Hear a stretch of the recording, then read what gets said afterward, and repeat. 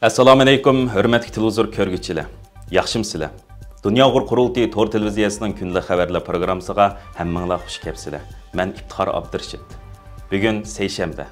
Hurmatli ko'ruvchilar, tövəndə diqqətinizlər kunlik xabarlar programmamızın təfsilatında bo'lsin.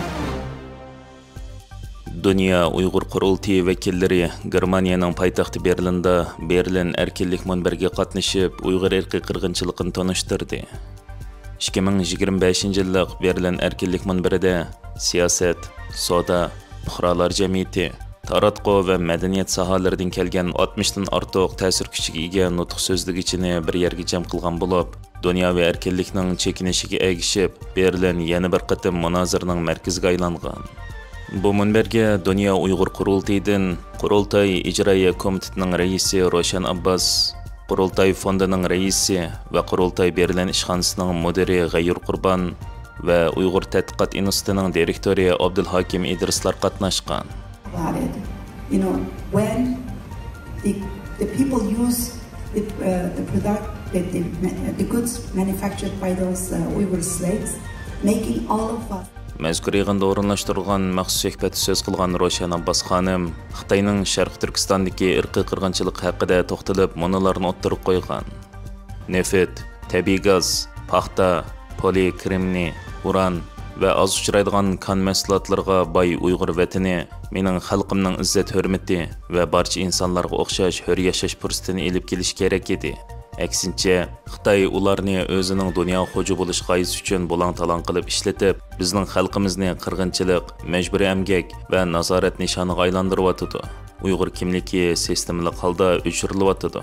Tilimiz cheklangan, e'tiqodimiz jinoyat deb qaralgan, boyliqlarimiz bo'lang-talang qilingan, millionlagan Uyg'ur tutqun qilinib, jazo lagerlarida, turmalarda qiynalmoqda. Aileler parçalanmoqda.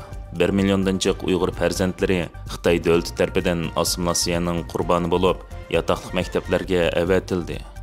Roshan Abbas xonim yana dunyo davlatlarining o'z manfaati uchun Uyg'ur majburiy emkiga sukut qilayotganligini ayblab, mundaq deydi.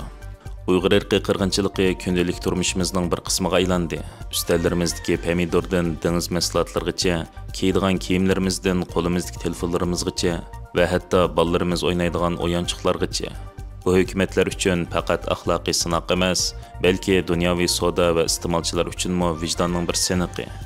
Dunyodagi pokiz energiya va texnik inqiloblari qul qilingan Uyg'urlarning qon tarbiyadligi qurildi. Beijing arzon, ammo bir millatning qini bilan bulg'angan kir energiyani dunyoga eksport qilish uchun butun bir millatning azob oqibatini foyda va geopolitik siyosiy kuchga aylantirmoqda. U Yevropa davlatlari va korxonalarni Xitoyning bu qulluq zanjirini parchalashga chaqiriq qilib, mundaq deydi. Har bir mahsulotning bir hikoyasi bor. Masala shuki, bu hikoya izzat hurmatni yoki qirg'inchilikni aks ettiramdi. Buningdan 36 yil burun bu yerda bir tam bor edi.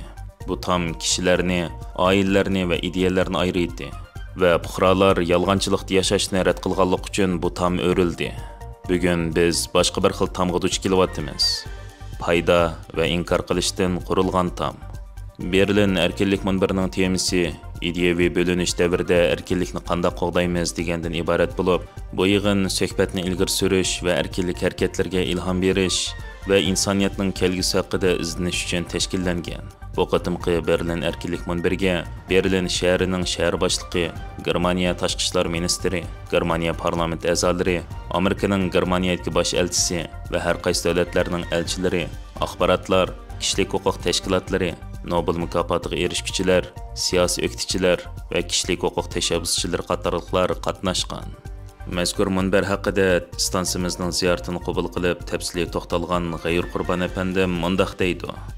Berlin şəhərlik hökuməti Axel Springer erkinlik vəqfi və Dünya Erkinlik Kongresi qatarı orunlarınki təşkilləşidə bir həftəyə sozulğan Berlin Erkinlik Həftəsininki rəsmi açılış murasimi başlandı. Biz Dünya Uyğur Qurultayı muavin rəisi Zümrətay Erkin xanım, Qurultay İcraiya Komitetining raisi Roshan Abbas xanım və şundaqla Uyghur Tədqiqat Mərkəzinin rəisi Abdulhakim İdris əpəndib qatarlıqlar təşkil tapqan bir Uyghur heyeti bu mühim fəaliyyətə qatnaşdıq. Kopenhagen Xalqara Erkinlik Konferensi və Praga 2011 qatarlıq Yevropadagi mashhur faoliyatlarga o'xshash, bu Germaniyada tunji qitim ta'sis qilingan inson haqlari, erkinlik va demokratiyani tema qilgan muhim bir xalqaro faoliyat bo'lib hisoblandi.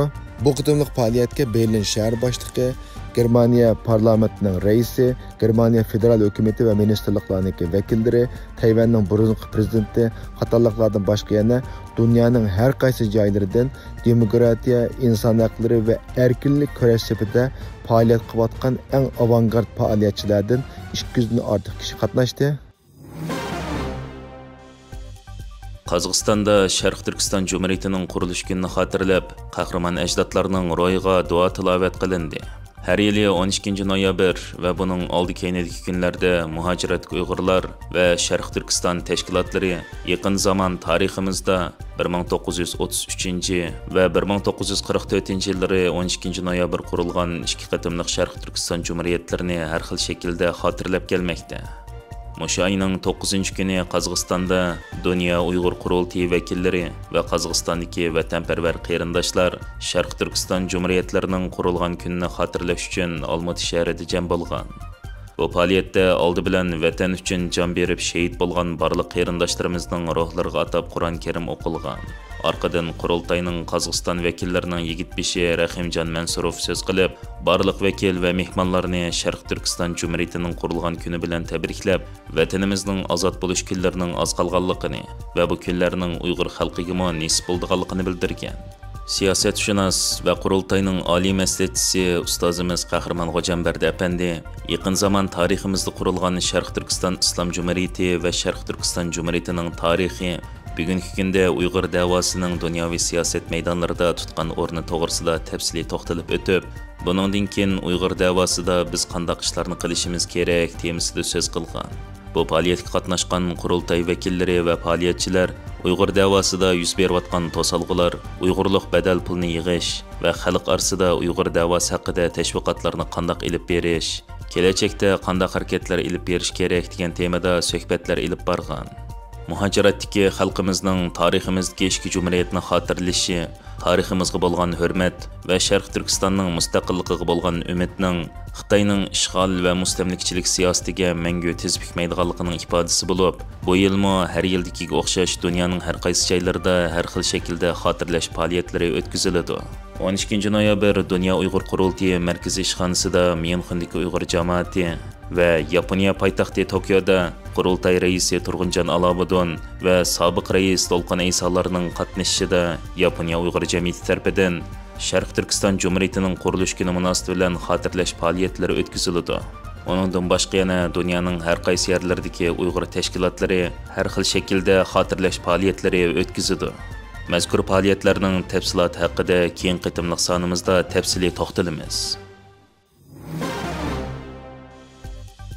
Yaqin yillardan buyon ko'plagan Xitoy taratqularida Qaraxoniylar xonligiga oid mis yarmoq va bu yarmoqlarning ustiga tushirilgan tavg'ach so'zi Xitoyning navbatdagi atalmish Xitoy o'rtaq kimligi tushunchasi tashviqotiga bog'lab tashviq qilinib, tarixni burmalamoqda.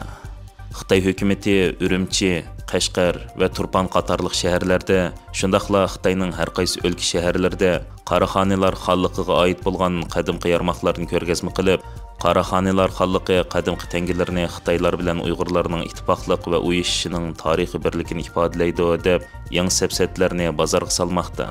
Xitoy Tavg'ach atalg'usining ayni vaqtdagi shimoliy So'ng xonadonligini ko'z tutganligidan iborat o'zlari o'ydirib chiqqan atalmish haqiqatni pesh qilib kelmoqda bo'lib, tiximi kulkilik yeri nomus qilmasdan 11-asrda Qashqarda yashagan buyuk Uyg'ur olim va mutafakkur Mahmud Qashqarining Turkiy tillar devonini shipi keltirib, kitobda Mahmud Qashqari Chin deb atagan joylar o'z davrida Jungoni ko'rsatdi. Machen demak dal So'ng sulolasidir deb bildirlab, Tavg'ach Xaqon deganlik Buyuk Xaqon, ya'ni butkul Jungoning Xaqoni deganlik bo'ladi. Bu g'arbiy diyordagi bir qism millatlarning ayni vaqtda Xitoy o'rtaq zamini tushunchasiga ega ekanligini isbotlab beradi deydigan tarixni burmalaydigan tashviqotlarni kuchayib yaymoqda. Bu haqda Shvetsiyadagi Uyg'urshunos folklor tadqiqotchisi Zulhayot O'tkir xonim 11-asrda Qashqarni markaz qilib qurilgan Qaraxoniylar xonligi tarafidan tarqatilgan mis yarmoqlarning yasalish uslubi Xitoy pul yasash texnikasidan ro'shan farqlanganligini Bu yarmaqlarning Xitoy uslubi bo'yicha o'yib yoki quyib yasalmagan, balki so'qib yasalganligining mutaxassislar tarafidan isbotlanganligini ta'kidlab, pul yuzidagi tavg'ach xaqan atalg'usining xon jamiyati zotlarining salohiyatini bildirganligini, bu haqda Qaraxonilar xon jamiyatidagilarning avlodma-avlod tavg'ach va Bug'roxon nomlarini birlikda qo'llanganligiga oid faktlarning bu nuqtani isbotlaydiganligini o'ttirib qo'ygan. Hurmatli ko'ruvchilar, yuqorida diqqatingizga kunlik xabarlar programmamizning tafsilotini sundik. Kelar qitimliq sonimizgacha ko'rishgacha omon bo'lgaysizlar. Stansiyamizning YouTube kanaliga a'zo bo'lishni unutmang. Xayr xo'sh.